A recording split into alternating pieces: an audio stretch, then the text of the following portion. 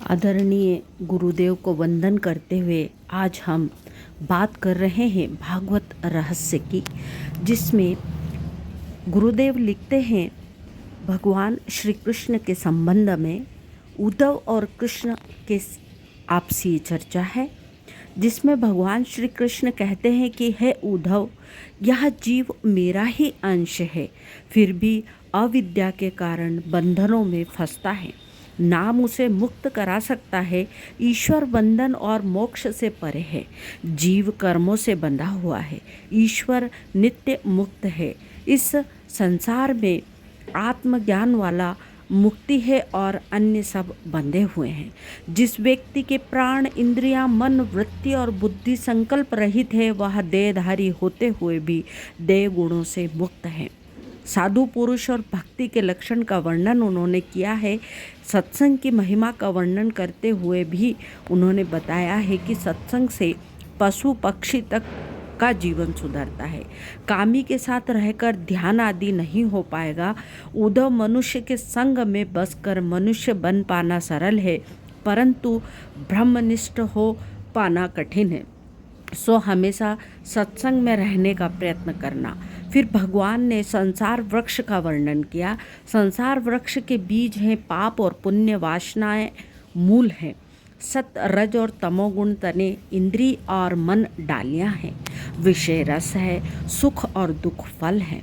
विषयों में फंसा रहने वाला भोगी दुखी होता है और विवेकी परमहंस को योगी कहते हैं, जो सुख भोगते हैं। उद्धव ने पूछा, मनुष्य जानता है कि विषय दुखदायी है, फिर भी उसे भोगने की इच्छा वह क्यों करता है? विषय मन की ओर जाते हैं, यह मन विषय की ओर जाता है। भगवान यह रजोगुणी मन मनुष्य को विषय में फंसाता है। पहले मन विषयों की ओर जाता है और फिर विषयों को आकर धारण करके विषय को अपने में बसा लेता है। मन विषयाकार हो जाता है। मन स्वयं विषय युक्त बनकर जीव को सताता है और विषय का चिंतन प्रभु भक्ति में बाधक है। ईश्वर स्मरण चाहे ना हो पाए, ईश्वरी संसार विषयों का चिंतन तो कभी ना करो। मन को विषयों की ओर जाने न दो, उसे वश में करके मुझ में एकाग्र कर दो। ईश्वर में मन का लय कर लेना ही महान योग है। उद्धव, वैसे तो कर्म, ज्ञान, सत, दम, शम, ऐश्वर्य, यज्ञ, तप, दान, व्रत, नियम, यम, कल्याण के कई साधन हैं, परंतु सर्वश्रेष्ठ साधन तो है मेरी भक्ति। सभी पापों को जलाकर भस्म कर देती है।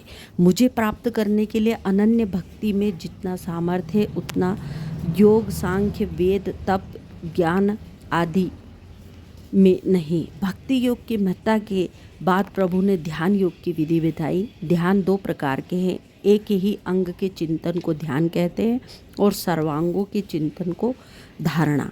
ध्यान करते हुए वह ध्येय से एक रूप हो जाता है। रोज ईश्वर का ध्यान करोगे तो घर, शरीर, संसार का स्मरण हो सकेगा और प्रभु से तन्मय हो जाएंगे। उसे देह भान नहीं रहेगा। उद्धव, व्यर्थ भाषण भी पाप की सोच और समझ में है। भक्ति से सिद्धि प्राप्त होती, किंतु वे मेरी प्राप्ति में बाधक है जो उससे दूर रहता है। सिद्धि प्रसिद्धि लाती, पर प्रसिद्धि प्रमाद। परिणामतः मेरे भजन में विक्षेप होने लगता है, सो सिद्धियों से दूर रहना ही ठीक है।